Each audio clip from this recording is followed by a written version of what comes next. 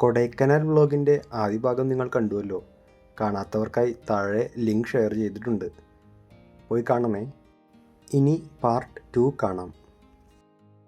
അതിരാവിലെ എണീറ്റ് കറങ്ങാൻ പോകണമെന്ന് വിചാരിച്ചെങ്കിലും തണുപ്പ് കാരണം എണീക്കാൻ വൈകിപ്പോയി. ചൂട് ചായയും ബാൽക്കണിയിലെ കാഴ്ചകളും കൊടൈക്കനാലിലെ തണുപ്പും, ആഹാ അന്തസ്. അത് കണ്ട് ക്യാമറാമാനോൻ ലക്ഷ്മിയുടെ വക ചറപറ ഫോട്ടോസും. അവളിൽ നല്ലൊരു ഫോട്ടോഗ്രാഫറെ കണ്ടു. മറിയാമ്മേനെയും ചേർത്ത് പിടിച്ച് ഞാനൊരു റൗണ്ട് കറങ്ങി. ഒരു റൗണ്ട് യുണ കളിച്ച് പോകാമെന്നും പറഞ്ഞ് ലക്ഷ്മി കാർഡുകൾ ഷഫിൾ ചെയ്തു. പ്രോ പ്ലെയർ ആയ കാരണം കാർഡ് തീർച്ച എയർലായി.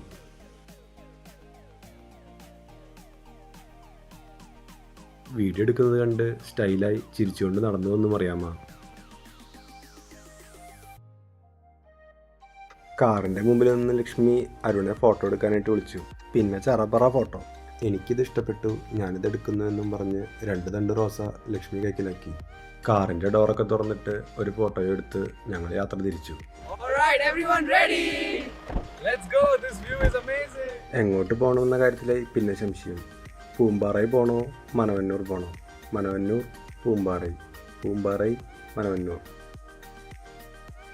മാപ്പ് നോക്കി അടുത്തുള്ള പൂമ്പാറൈ പോകാമെന്ന് തീരുമാനിച്ചു. ആ തീരുമാനം തെറ്റായിരുന്നുവെന്ന് അവിടുത്തെ ട്രാഫിക് കണ്ടപ്പോൾ തോന്നി.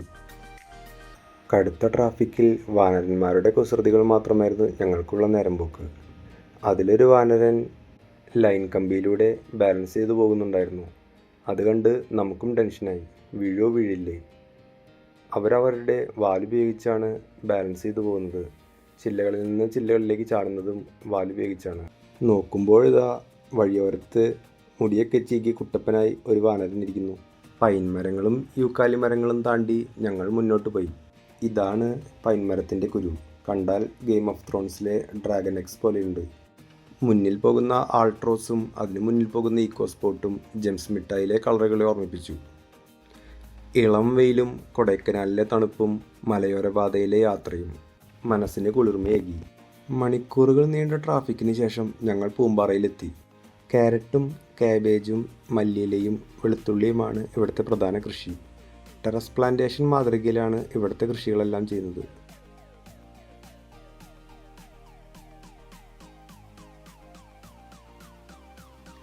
നോക്കി നിൽക്കെ കാഴ്ചകളെല്ലാം കോട വന്ന് നിറഞ്ഞു.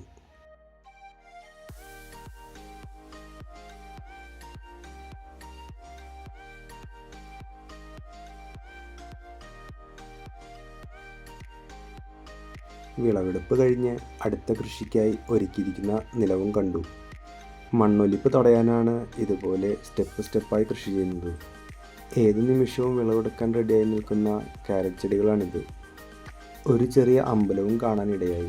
മുന്നോട്ട് പോകുന്തോറും വണ്ടി തീരെ നീങ്ങാത്ത രീതിയിലുള്ള ട്രാഫിക്കായി. അപ്പോൾ ഞങ്ങൾ വണ്ടി തിരിച്ചു പോന്നു.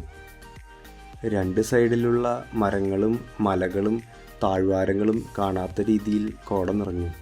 കൊടൈക്കനാൽ പോകാൻ പ്ലാൻ ചെയ്യുന്നവരോട് എനിക്ക് പറയാനുള്ളത്, മിനിമം 3 ദിവസമെങ്കിലും സ്പെൻഡ് ചെയ്യാൻ സമയമില്ലാതെ ഇങ്ങോട്ട് വരരുത്.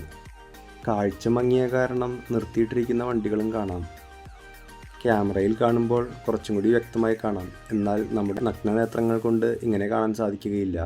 എല്ലാവരും ഹസാർഡ് ലൈറ്റ്സും ഹെഡ്ലൈറ്റ്സും ഓണാക്കി യാത്ര പതുക്കിയാക്കി. പീക്ക് സീസണും അതുപോലെ പബ്ലിക് ഹോളിഡേയ്സും ഒഴിവാക്കുന്നതാണ് നല്ലത്. മണിക്കൂറുകളായുള്ള യാത്രയും കൊടൈക്കനാലിലെ തണുപ്പും എല്ലാവരിലും ശങ്കയുളവാക്കി. ശങ്കയകറ്റാൻ സ്ഥലം തപ്പലായി. പിന്നെ ജേക്കബ് ഹോട്ടലിൽ കയറി ശങ്കയകറ്റി ബിരിയാണിയും കഴിച്ച് ഒരു സെൽഫിയും എടുത്ത് ഞങ്ങൾ യാത്ര തിരിച്ചു.